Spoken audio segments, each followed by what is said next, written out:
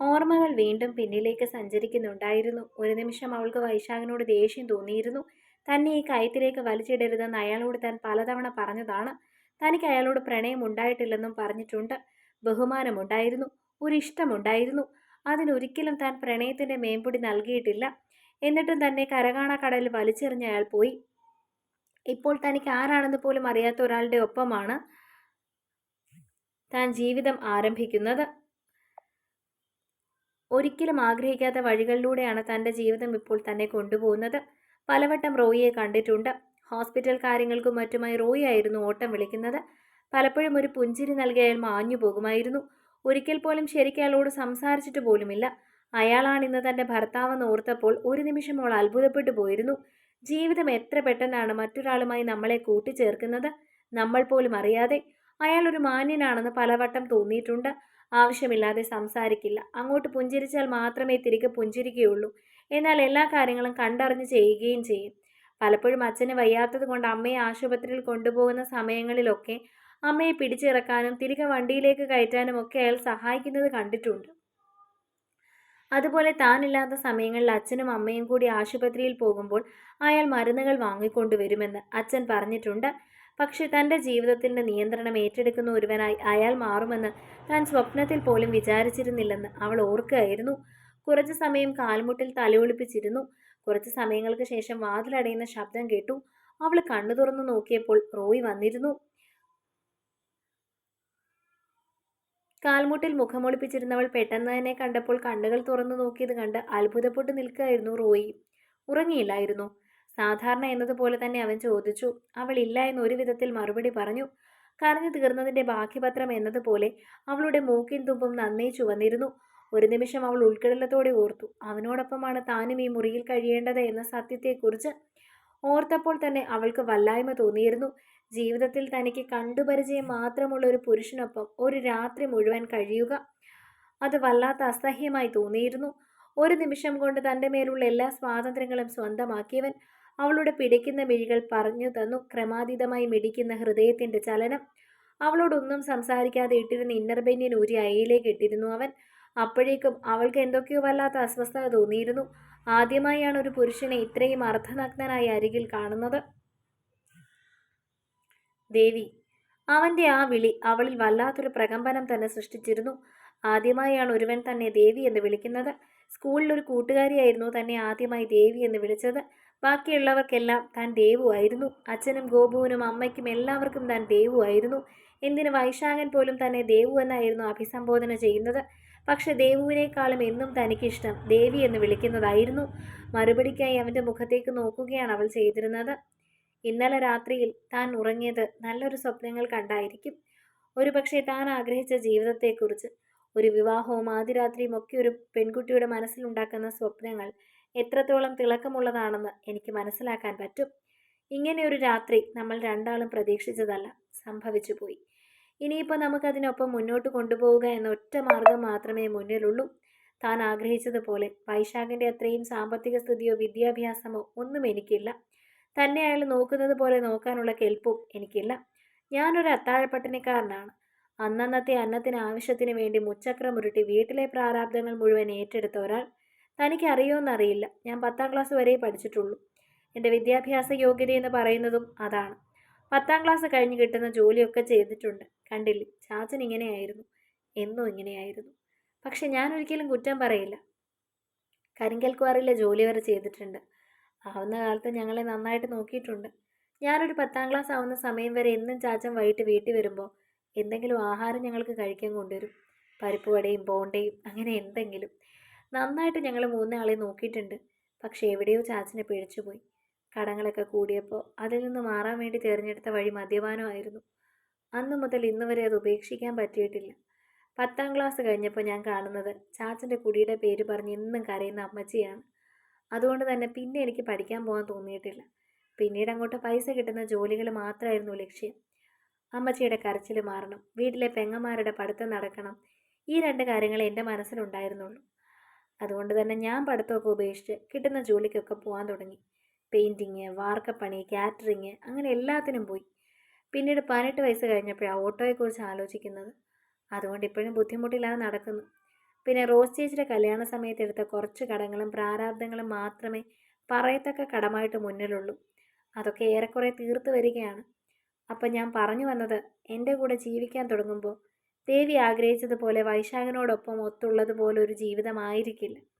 ഇല്ലായ്മകളിൽ എൻ്റെ പരിമിതികളിൽ നിന്നുകൊണ്ട് നന്നായി തന്നെ ദേവിയെ നോക്കാൻ ഞാൻ ശ്രമിക്കും. അതിനപ്പുറം ഒരു ഉറപ്പും എനിക്ക് പറയാൻ പറ്റില്ല. തനിക്കെന്നെ സ്നേഹിക്കാനും അംഗീകരിക്കാനും കഴിയുമോ എന്ന് എനിക്കറിയില്ല. അങ്ങനെ പറ്റത്തില്ലെങ്കിൽ അതും താൻ എന്നോട് പറഞ്ഞാൽ മതി. വേണ്ട കാര്യങ്ങളും നമുക്ക് ചെയ്യാം. ആ ഒരു വാക്ക് മാത്രം അവളുടെ ഹൃദയത്തിൽ ഇടി പോലെ മുഴങ്ങിയിരുന്നു.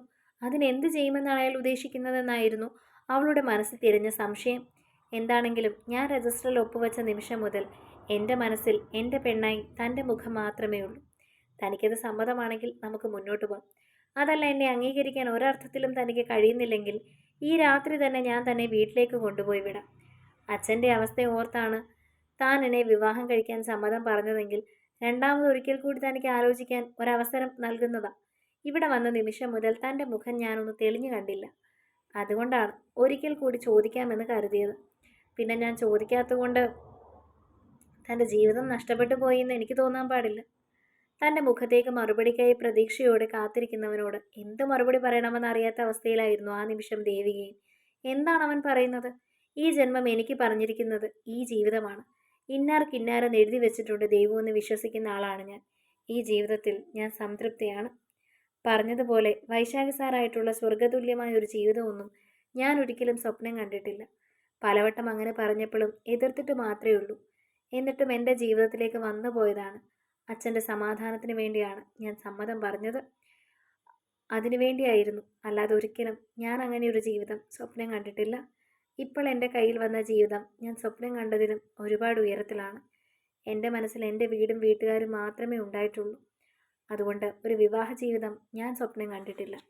പലവട്ടം അകറ്റി നിർത്തിയിട്ടും വൈശാഖൻ സാറായിരുന്നു എൻ്റെ ജീവിതത്തിലേക്ക് വീണ്ടും വീണ്ടും കടന്നു വന്നത്. ബുദ്ധിമുട്ടുകളും ഇല്ലായ്മകളും പറഞ്ഞിട്ടും അദ്ദേഹം പിന്മാറാൻ തയ്യാറായിരുന്നില്ല. തന്നെ എങ്ങനെ അഭിസംബോധന ചെയ്യണമെന്നൊരു ബുദ്ധിമുട്ട് അവൾക്കുണ്ടെന്ന് അവളുടെ വാക്കുകളിൽ നിന്നും അവൻ മനസ്സിലാക്കിയിരുന്നു. എന്നെ റോയിച്ച എന്ന് വിളിച്ചോളൂ. എന്നെ പൊതുവെ എല്ലാവരും റോയിച്ച എന്നാണ് വിളിക്കുന്നത്. പിന്നെ റാണിയും ചില കൂട്ടുകാരുമൊക്കെ റോയിച്ചായ എന്ന് വിളിക്കും. തനിക്ക് ഇഷ്ടമുള്ള എന്ത് വേണമെങ്കിലും വിളിക്കാം. എന്നോട് എങ്ങനെ പറഞ്ഞു തുടങ്ങണമെന്നുള്ളൊരു സ്റ്റാർട്ടിങ് ട്രബിൾ കണ്ടതുകൊണ്ടാണ് ഞാൻ പറഞ്ഞത്. അതിന് മറുപടിയായി അവളൊരു വരണ്ട ചിരിച്ചിരിക്കുക മാത്രമാണ് ചെയ്തത്. അവനെ റോയിച്ച എന്ന് വിളിക്കാൻ അവൾക്ക് ബുദ്ധിമുട്ട് തോന്നി. അപ്പം കിടന്നുറങ്ങാം അല്ലേ? അവൾ തലയനക്കി. അപ്പോഴേക്കും അവളോട് കിടന്നോളാൻ അവൻ പറഞ്ഞിരുന്നു.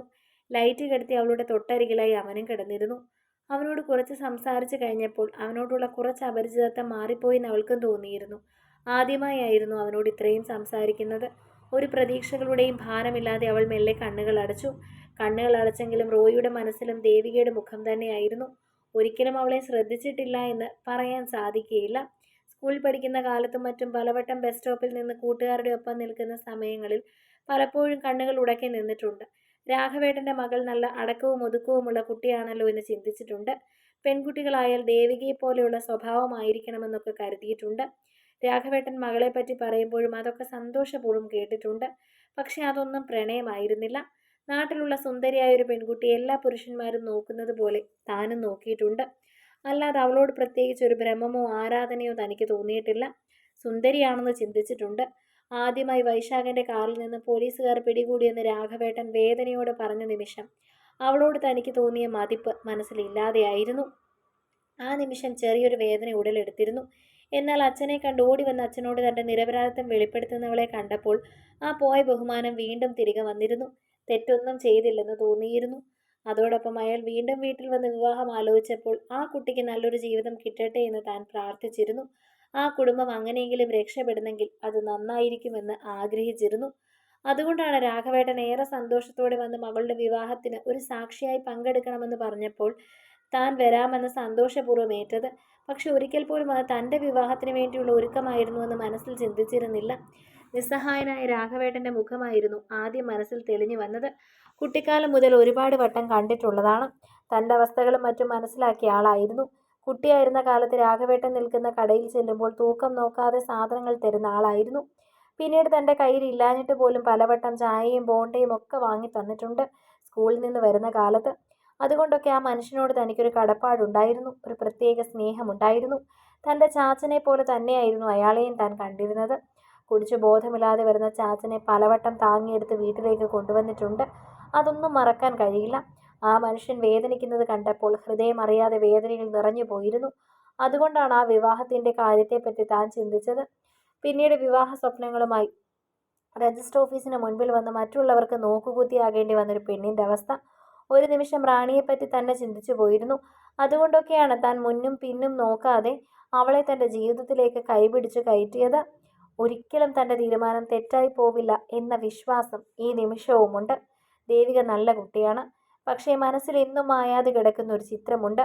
വൈശാഖൻ്റെ കയ്യിൽ നിന്നും തന്നെ കണ്ടപ്പോൾ കുതറി മാറി നിൽക്കുന്ന ദേവിക. പക്ഷേ അതൊക്കെ അവളുടെ പഴയ കാലമായി മറക്കാനാണ് തനിക്ക് ആഗ്രഹം. പക്ഷേ അയാൾ ഒരിക്കലെങ്കിലും അവളെ തിരക്കി വന്നാൽ, അവളുടെ മനസ്സിൽ അയാളോടൊരു പ്രണയമുണ്ടെങ്കിൽ തൻ്റെ ജീവിതം എന്താകുമെന്ന ഒരു ചോദ്യചിഹ്നം റോയിയുടെ മുൻപിൽ തെളിഞ്ഞു നിന്നു.